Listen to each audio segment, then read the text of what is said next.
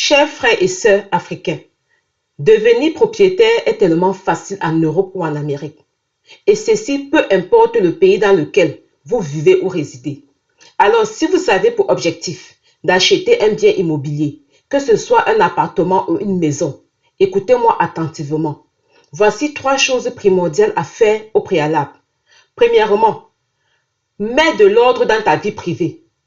C'est-à-dire qu'avant de penser à acheter avec quelqu'un, pose-toi cette question. Est-ce que cette personne partage mes valeurs et ma vision? Parce qu'acheter un bien immobilier avec la mauvaise personne, c'est ouvrir la porte à la ruine financière, émotionnelle et mentale, je vous assure. Ne laisse pas les émotions diriger tes décisions. Si la relation est instable, si tu ressens des doutes, ne lie pas ton avenir à quelqu'un qui ne respecte pas tes efforts. Le nom qui apparaîtra sur l'acte foncier doit être mérité. C'est-à-dire que ça doit être celui de la confiance, pas de la complaisance. Deuxièmement, mets de l'ordre dans ta vie financière. Apprends à gérer ton argent, c'est important. Dans beaucoup de couples, surtout dans la diaspora, chacun veut jouer au plus malin. On cache ses revenus, on dépense sans plan. Mais l'achat immobilier demande discipline et unité.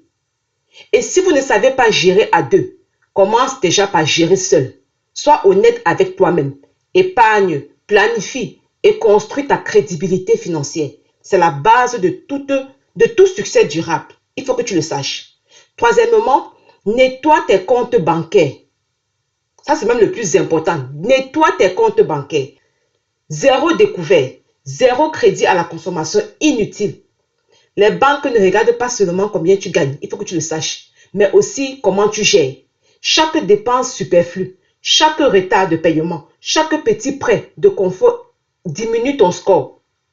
Fais de la sobriété ton allié. Dans la vie de luxe que tu mènes là, réduis un peu, c'est important.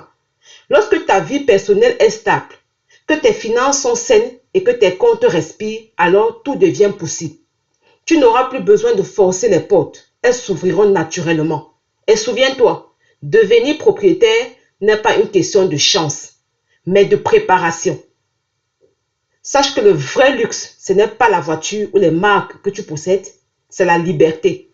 Et c'est-à-dire la liberté de dire, cette maison, c'est la mienne. Parce que le loyer que tu payes par mois, pendant 10 ans, 20 ans, c'est une perte.